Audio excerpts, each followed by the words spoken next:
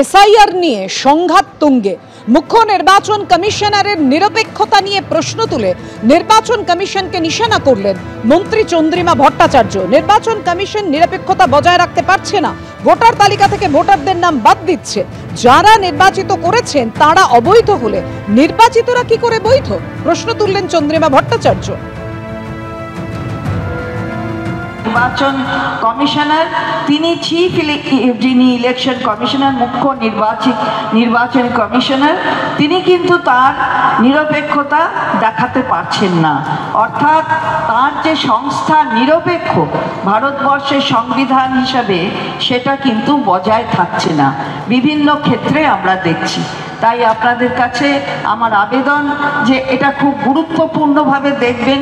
যদি তারা অবৈধ হয় তাহলে তারা যে ভোট দিয়ে বিভিন্ন রাজ্যে, বিজেপি শাসিত রাজ্য, সেই রাজ্যগুলোয় ভোট দিয়ে নির্বাচন করলো, সেখানে শাসন ক্ষমতায় বিজেপি, কেন্দ্রের সরকারে 14, 19, 24 বিজেপি, তাহলে তারা স্টেপ ডাউন করুক, না হলে আমরা এই ধরনের কাজকে সমর্থন করি না।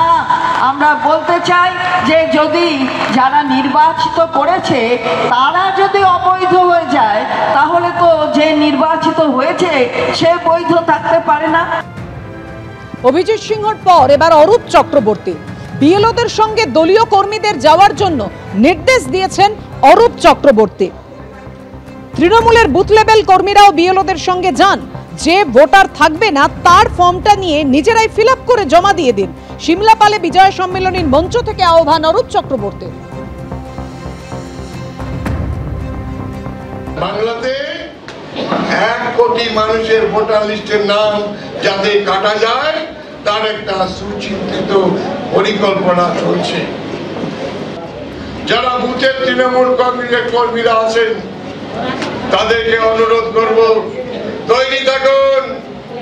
বিএলওরা যখন সঙ্গে যাবে আপনারা সঙ্গে যাবেন। যে ভোটার থাকবে না তার ফর্মটা নিয়ে নেবেন, তার ফর্মটা ফিল আপ করে আপনারা জমা দেবেন। কেউ যেন ভোটার লিস্ট থেকে বাদ না পড়ে। গ্রামে গ্রামে পাড়ায় পাড়ায় নাগরিক কমিটি তৈরি করুন। আমার গায়ের কোন লোকের ভোটার লিস্টের নাম বাদ দেওয়া যাবে না। ঐক্যবদ্ধ আন্দোলন হবে, পাড়ায় পাড়ায় নাগরিক কমিটি হবে, কারো ভোটার লিস্ট থেকে নাম বাদ দিতে দেব না। বিএলওদের সঙ্গে যাবেন না, কেন্দ্রীয় বাহিনী লাঠি গুলি চালাতে পারে, পাল্টা হুমকি দিলেন সুভাষ সরকার। বিএলওর সঙ্গে দলীয় কর্মীরা যাবে কেন? মাস্তানি করতে যাবে? সকলকে বলছি, বিএলও কিন্তু জেলা প্রশাসনের অধীনে কেবল নয়, জেলা প্রশাসন সহ গোটা প্রশাসনটাই নির্বাচন কমিশনের অধীনে। কাজে দয়া করে কেউ এরকম মস্তানি করতে যাবেন না। ওনারা চাইছেন এখন এই এসআইআরকে কেন্দ্র করে লাশ সংগ্রহ করতে। কাজে কেউ নিজেকে লাশ বানাবেন না, লাশ বানানোর চেষ্টা করবেন না। ওখানে গিয়ে মস্তানি করলে সেখানে কিন্তু কেন্দ্রীয় বাহিনীর গুলিও চলতে পারে, ডান্ডাও চলতে পারে।